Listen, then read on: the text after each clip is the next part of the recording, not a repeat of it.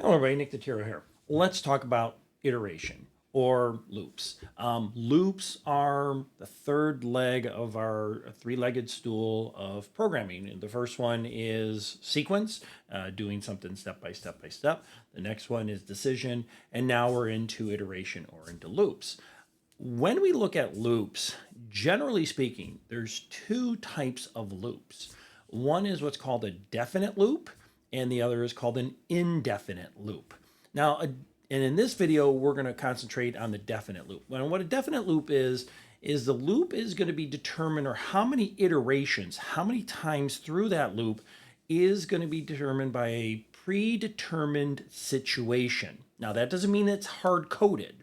Predetermined just means that you're going to be iterating on something that has an established length.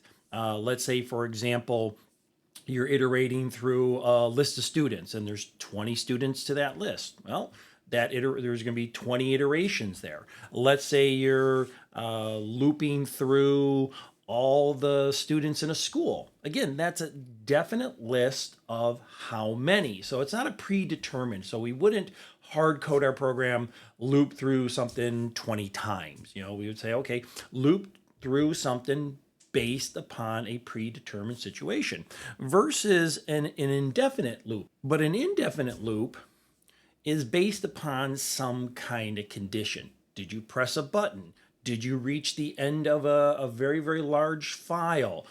Did you find a red car? Say you're listing through all the students and you want to just find all the students that first name starts with an N. Those are kind of conditional loops or indefinite loops. So in this video, we're just going to concern ourselves with definite loops, and we're going to look at the for loop.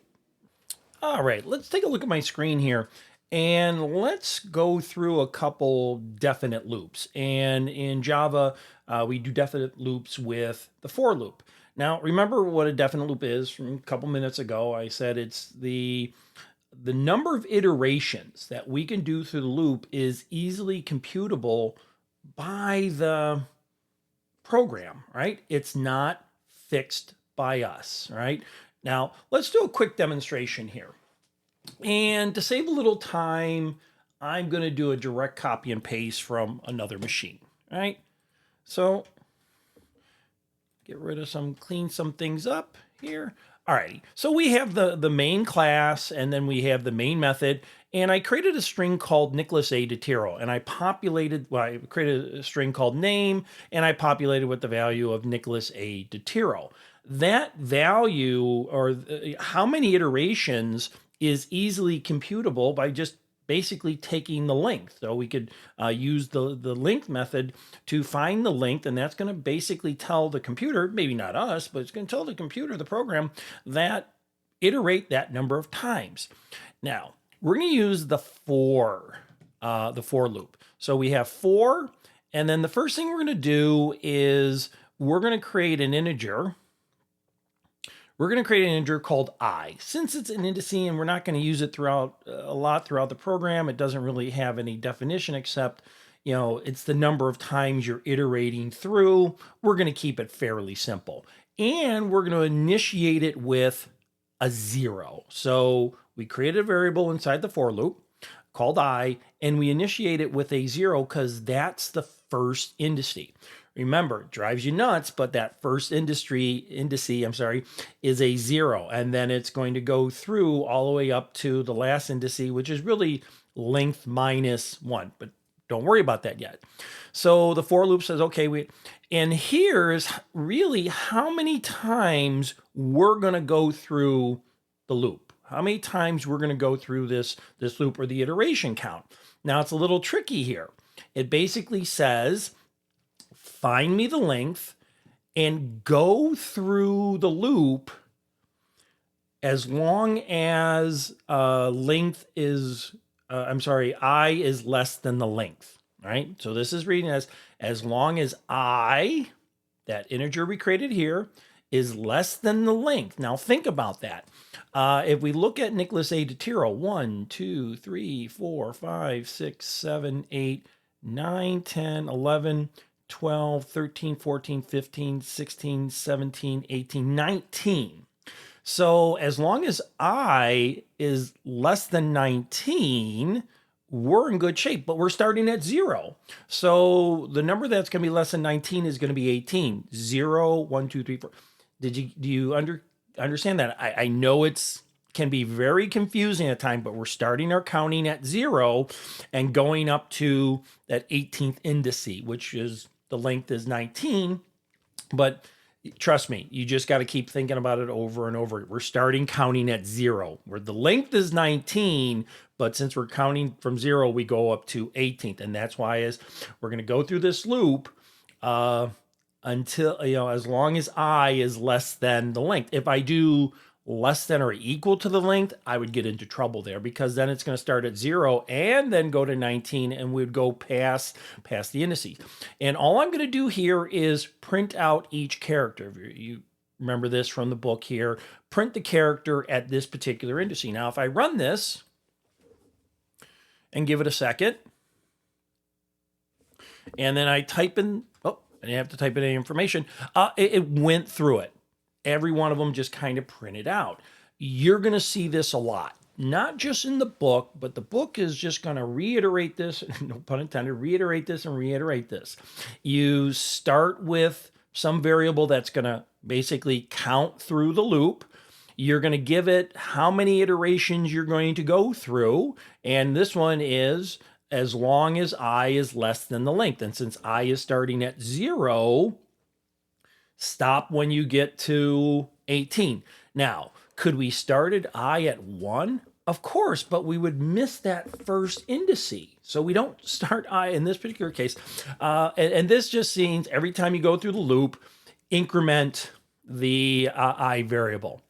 Now, let's revisit an old friend. And this is from the class.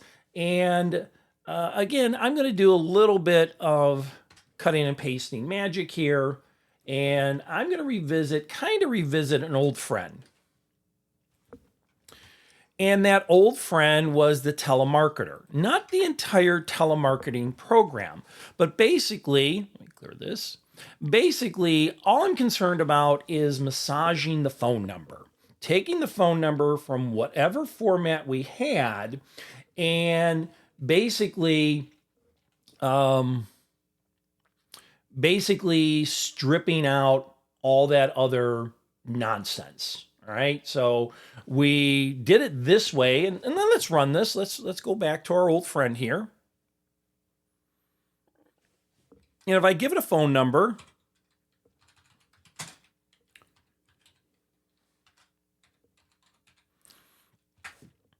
it, basically printed out what I typed and then stripped out all that information.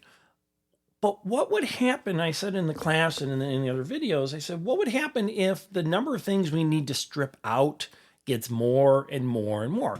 I don't like constantly copying and pasting and doing this stuff here. This would be a great example of here's where we can loop through. Here's where we can iterate through the phone number. We can iterate through the string. So I'm just going to comment this out. And if I run it now, it's not going to do anything. It's not going to strip out anything. All right, just so there's no smoke and mirrors. You can see it just didn't do anything. Why? Because we want to loop. So let's create that for loop. Is the ability to compute the number of iterations possible? Yeah, basically, we're going to use the length of the string. So I'm going to say it's a for loop, and I'm going to use my integer value. I'm going to declare my integer value of I, and I'm going to set that to 0 because I want to start at that first indice, which we start counting at 0. And yes, I'm looking at my screen over here. I'm going to say, keep iterating as long as I is less than phone number length. Okay. Now, the number of iterations is going to be the phone number, the length of phone number, but starting at as long as I is less than that phone number. The phone number, if we strip everything down, will be 10. So the length is 10. So we're going to say as long as I is less than 10. Since I is starting at 0, we're going to get that first indice, and we're going to stop at the last indice, which is 9. And we're going to increment it. We're going to increment I as we go through the loop. All right, let's block off the code with our braces here. And, how can we do this? Well, before I go through the loop, why don't I make a string? I'll put it up here. I'll put a string up here before the for loop, and I'm going to call it a string, and I'm going to call it no need. Right? I can call it anything, but I'm saying no need, and I'm going to declare it with a value of open paren, close paren, dash, period, space. Right? What we saw, all these things down here. All right? Now, here's where things can get a little interesting. All right? Maybe Python can do this easier, but we're doing Java here. So what are we going to do? We're going to iterate through the loop. And anytime we come across one of these no need characters, we're going to replace it. I'm not going to do a copy and paste here. That's not what I want. I want to iterate through the string, and every time I come across one of those no needed characters, strip it out. So I'm going to say if no need dot index of, and I'll explain what this is in a second, phone number, give me a chance to copy it in, character at I is greater than or equal to 0. Make sure I do it all right. Do something. Now, let me break this down for you because there's a lot going on here, right?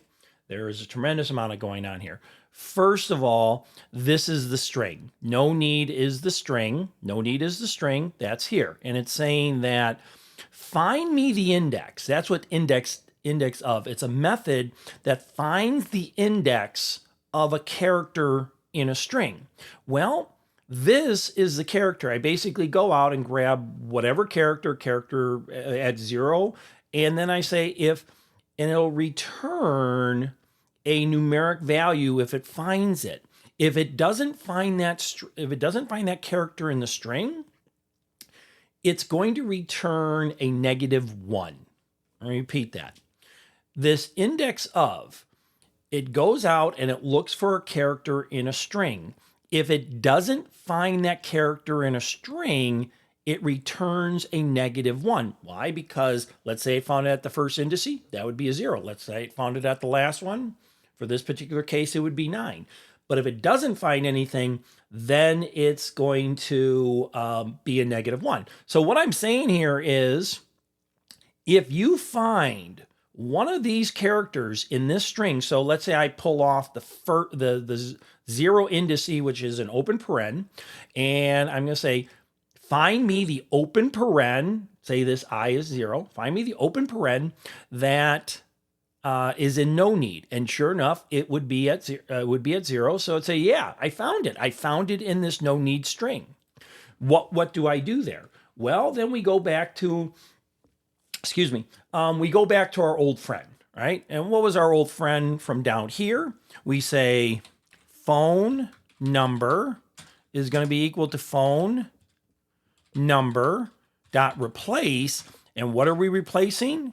We're replacing the indice character at I. All right. Are we kind of watching this? Now, here's where we got to be a little bit tricky. I'm not going to replace it with nothing. I am not going to replace it with nothing. Now, imagine this. When I started my string, my initial string is 1, 2, 3, 4, 5, 6, 7, 8, 9, 10, 11, 12, 13, 14. If I start replacing characters with nothing, with null, that's going to change the length, and it's going to change where the indexes are going to fall. So basically imagine that you're stripping things out, it's going to shove things over. That's going to mess around with our indice count. Trust me, I worked on this program a while trying to figure that out. So I'm going to replace it with just a dot, right? A dot's already a bad thing that we're going to replace anyways, but trust me on this. So everything I can find that's in no need, I'm going to replace it with with a period. All right. And then when we are completely done with the loop, right, as we go through this, and we are completely done with the loop, then you know what we're going to do? Yes. The last thing we're going to do is we are going to replace all those periods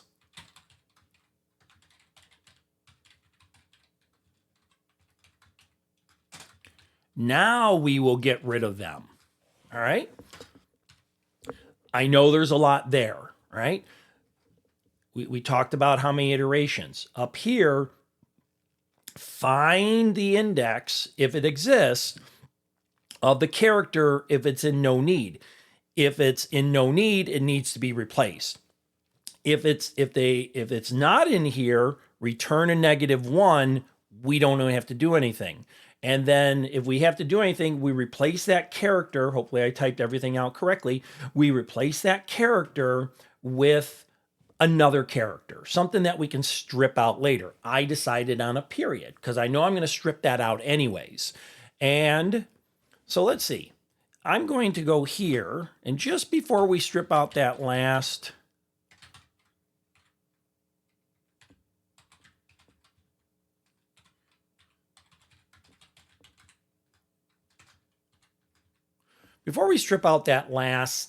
all those dots, I'm going to print them out to see what we get.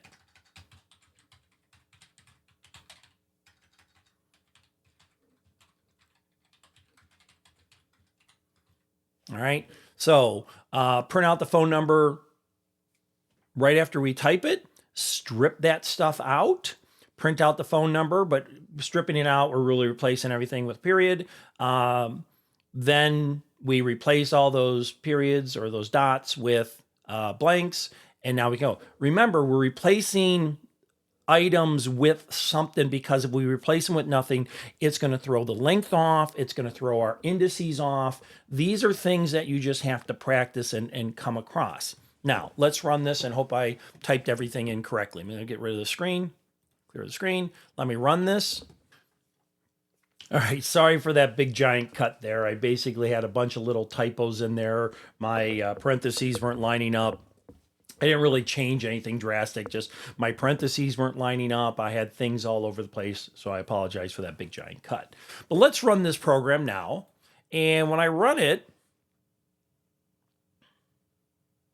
and I give it a value 440-525-7467, and I hit enter, you can see this is what I entered. This is what it's going to manipulate. And then I basically replaced all those characters, all the ones that I wanted to strip out, I replaced them with dots. And then I basically stripped them out, right? And I had some extra system prints out there. So even though this looks like a more complicated way of doing it, it's more sophisticated. Let's say my no need strings get longer. What if I start going, I'll put a whole bunch of special characters in there, right? If I did this using this, I would get stacks and stacks and stacks and copies of these copy and paste type of situations here.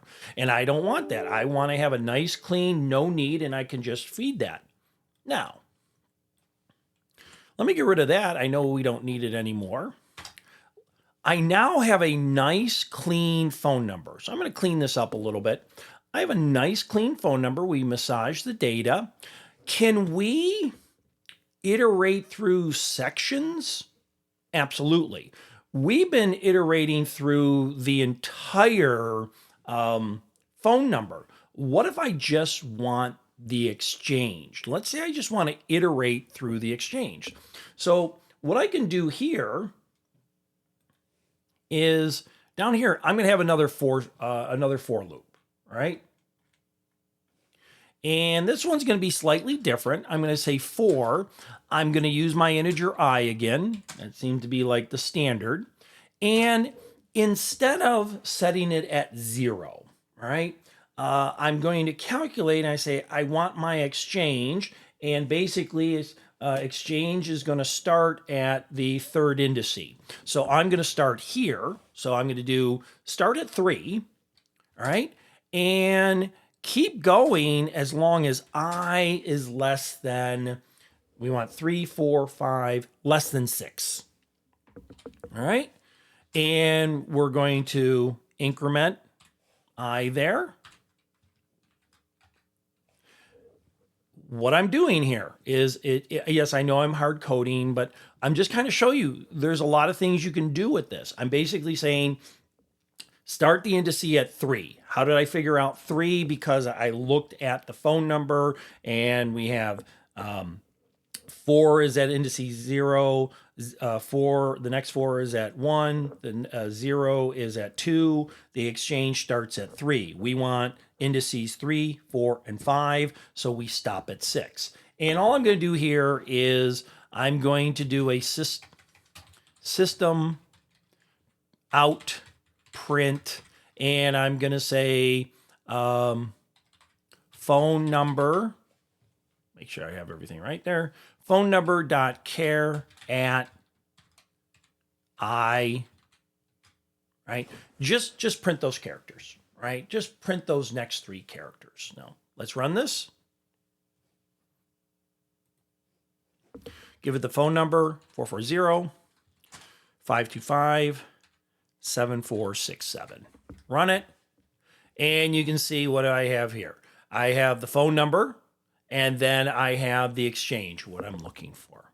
All right, let's wrap up definite iteration.